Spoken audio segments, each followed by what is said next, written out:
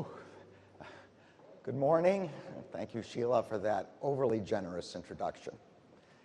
I'm grateful to ADL for the invitation to join this gathering aimed at combating anti-Semitism and hate at a time when that work is of the utmost urgency.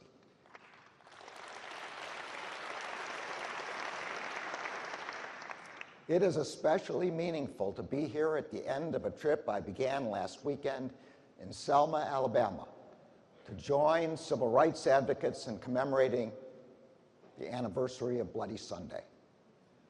59 years ago today, on March 7th, 1965, some 600 people set out to march from Selma to Montgomery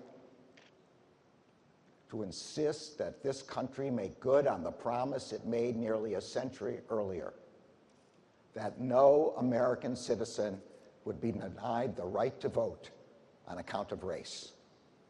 In response,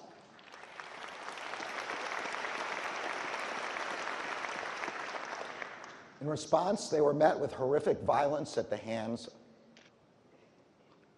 of their own government. But the movement was undeterred. Civil rights leaders organized 2 more marches, a second symbolic march to the epic Edmund Pettus Bridge 2 days later, and then 2 weeks later, a third and final march from Selma to Montgomery.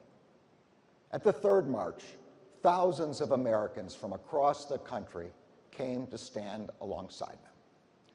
Leaders of the Justice Department stood alongside them, and leaders of ADL stood alongside them.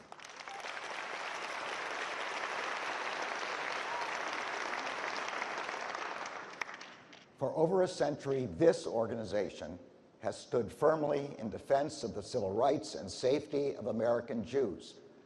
At the same time, ADL has stood firmly in defense of the civil rights and safety of all Americans.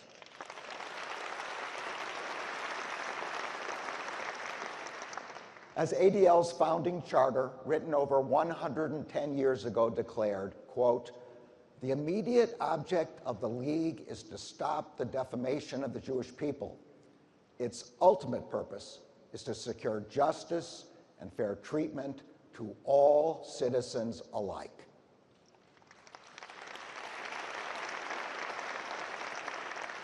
That dual mission has only become more urgent in recent years, and its importance has become even clearer since October 7th.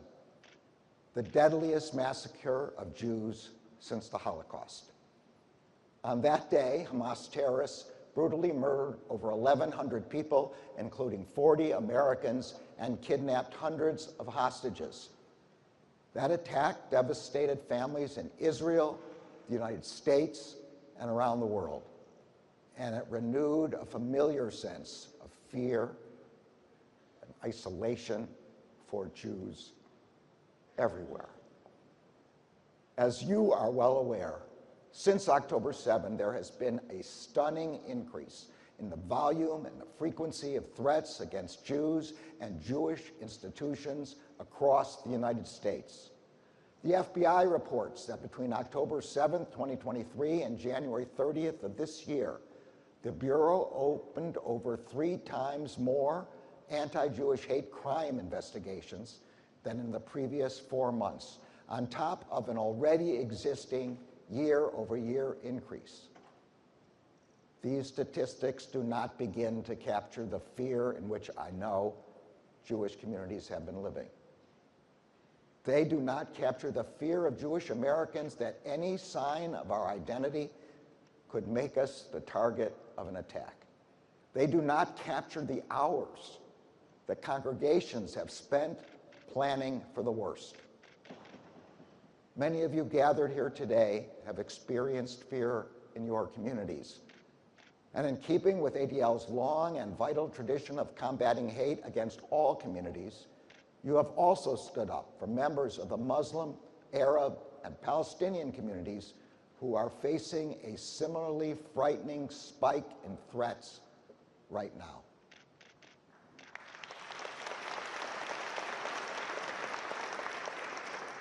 No person and no community in this country should have to live in fear of hate-fueled violence. That is why, in the wake of the October 7th attacks, I directed all of our U.S. attorneys' offices and all of our FBI field offices to meet with local law enforcement and community leaders to strengthen our response to threats of hate-fueled violence. We are aggressively investigating and prosecuting all such threats, and we will continue to do so.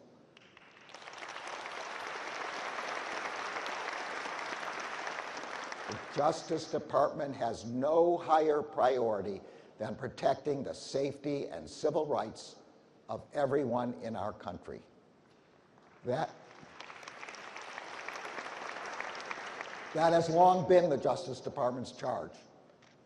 The Justice Department was first established in 1870 in the wake of the Civil War and in the midst of Reconstruction, with the first principal purpose of enforcing the protections guaranteed by the 13th, 14th, and 15th Amendments.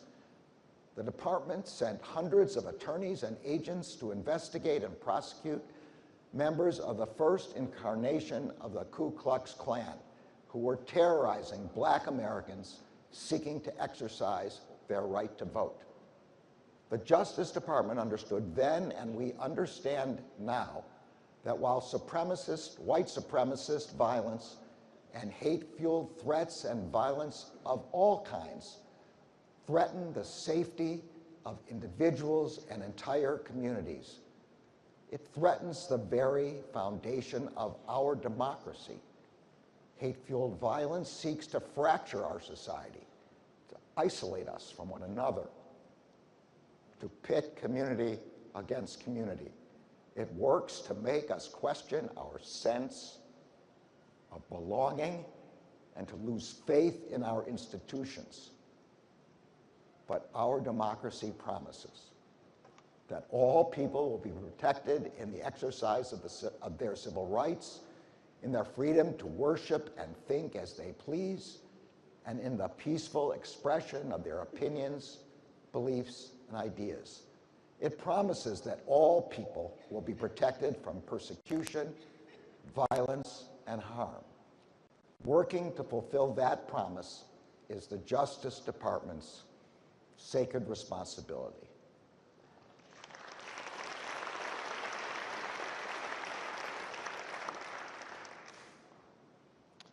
The responsibility to fulfill that promise is why I took this job.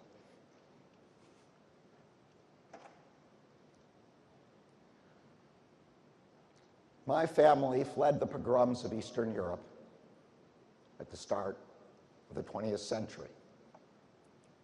My grandmother, who was one of 5 children, born in what is now Belarus, made it to the United States, as did 2 of her siblings. The other 2 did not. They were killed in the Holocaust.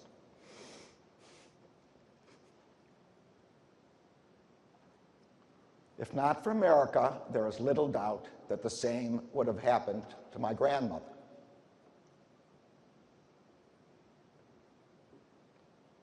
But this country took her in,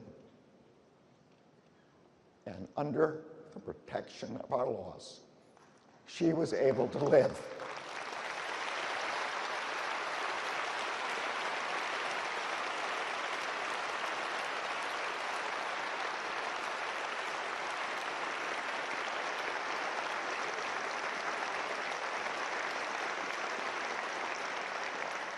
She was able to live without fear of persecution. I'm also married to a woman whose mother escaped from Austria in 1938, shortly after Hitler's army entered Vienna. Under the protection of our laws, she too was able to live without fear of persecution. That protection is what distinguishes America from so many other countries.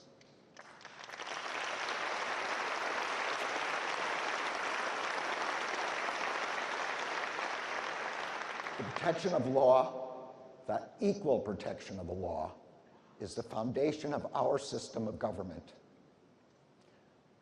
I am here today because this country took my family in and protected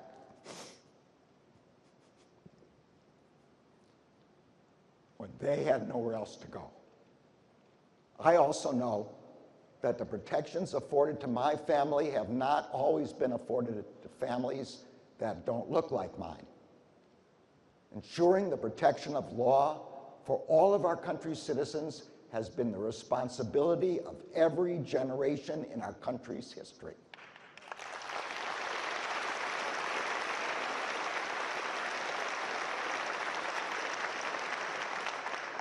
Today, it is our responsibility. It is the responsibility of the Department of Justice. It is my responsibility as Attorney General. It is the responsibility of every American. We must protect each other. Thank you.